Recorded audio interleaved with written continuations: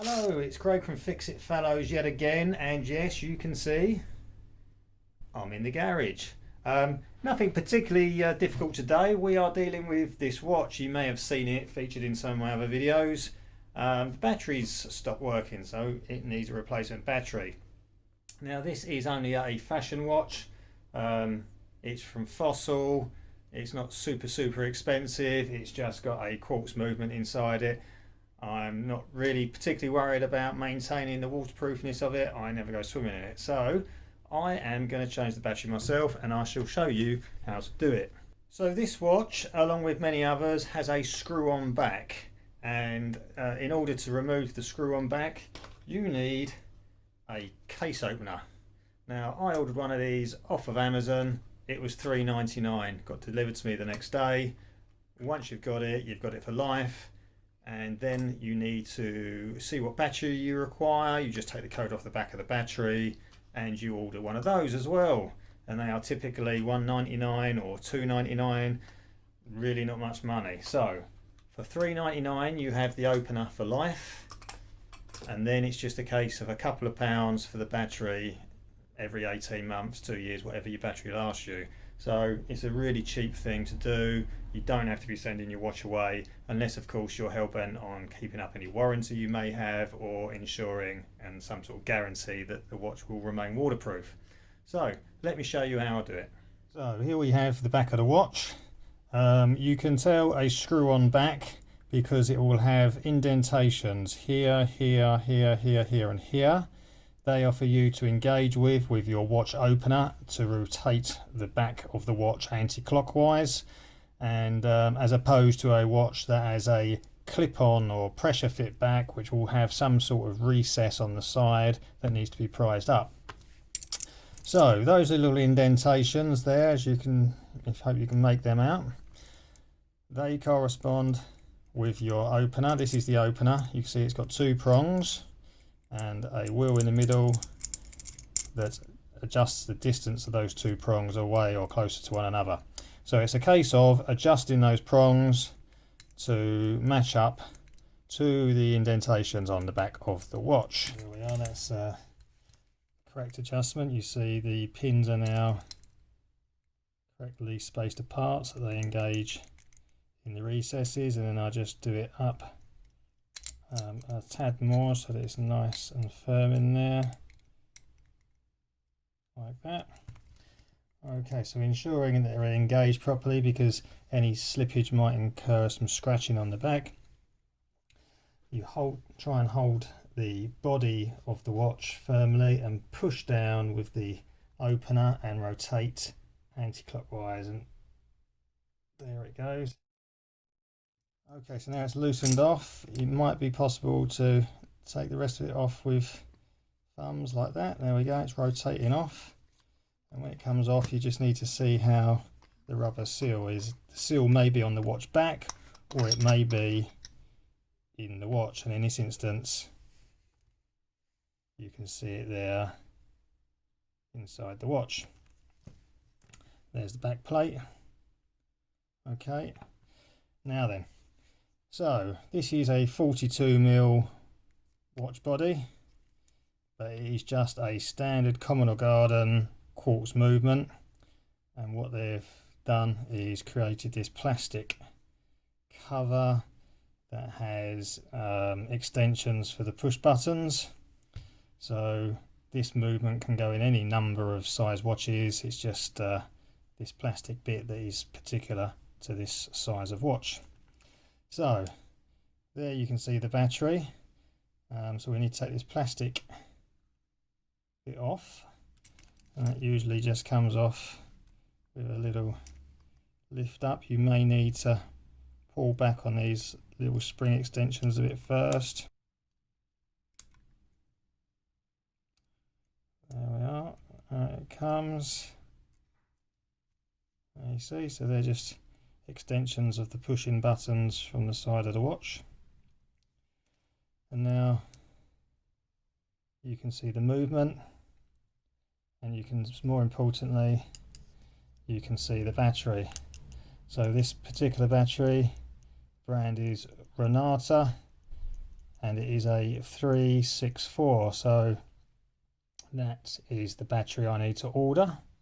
Now there are batteries, very similar numbers with exactly the same diameter circumference as this battery, but they may be slightly thinner or slightly fatter. So it's important to order the right one. Now you could get away with maybe putting a slightly fatter battery in, but it's wholly depending on the design of the watch as to how much clearance the back has when it screws down, etc., as to whether that slightly fatter battery has any creates any problems when putting the watch back together. So, you know, if you're going to order a new battery, you might as well just order exactly the same number as you have in the watch already. So the next thing to do is to get that battery out. As you can see on this design here, that side of the battery is retained under a clip there, and then here there's some sort of spring loading which we just need to gently prise to the side to allow the battery to spring up. To do that, I need a pin.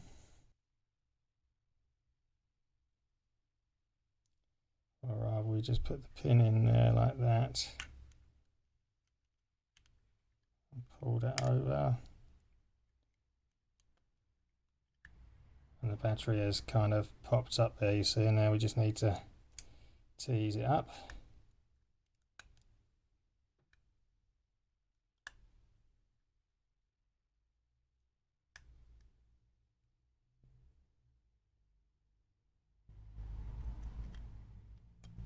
And now it popped. So there's the empty battery bay, and there is the battery. So that one is to be disposed of safely. Okay, so here's my battery delivered in the post. Open that up. Here's the receipt. There we are. I ordered 2 batteries, 2 364 batteries. They come in this blister pack here. So let's take one.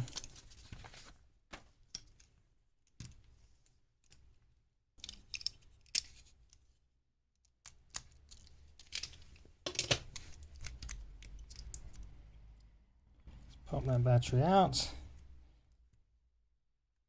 Let's drop it into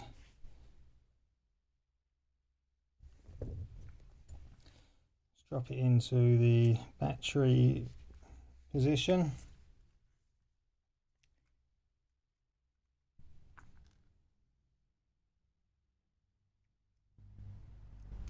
Pull the retaining clip back. There we are. The battery is now in. There we are. So the battery's in. Retaining clip is there. The permanent clip is there, and the movable one is there. All in good place. Now, just to let you know, on some of these watches, ones that have a digital display, maybe you have to do an all clear, an AC reset. So somewhere on the back of the movement there will be a spot with the letters AC next to it, and you have to bridge from the AC to the back of the battery there, which is positive, and that does a reset on the display of the battery. Then it knows there's a new battery in and everything can work as normal. But on this it doesn't have that, as there's no digital display. If we flip the watch over, there we go, we can now see the second hand is moving again, and I can reset the watch. It will work all as normal. So it's just a case of putting it all back together. So the clip needs to go on. So we position that like that. We just need to help the little spring extensions in. That one's in, and then that one in, and the plastic bit is now set in place. And then it's just a case of dropping the watch back on, let it seat in, and then just rotating it clockwise, like so.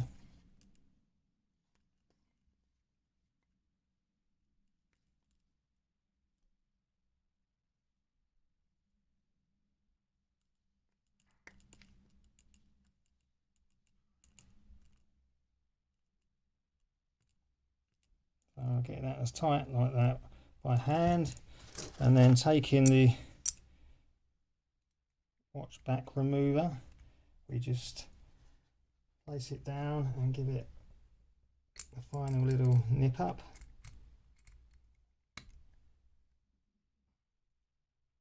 Like that. And the watch battery has been changed. So it's just a question of resetting the time. And that's now good for another 18 months to 2 years. So there you have it. Changing a battery in your watch is a really simple thing to do. Just get yourself a watch back remover, about $3.99 off of Amazon, and then order in the batteries you needed. Once you've got the back off, you can get the code, order in the batteries, a couple of quid. So your initial change is going to cost you about £5 or £6. Subsequently, you're looking at a couple of pounds a pop. Much cheaper than going to a proper bona fide shop to do it.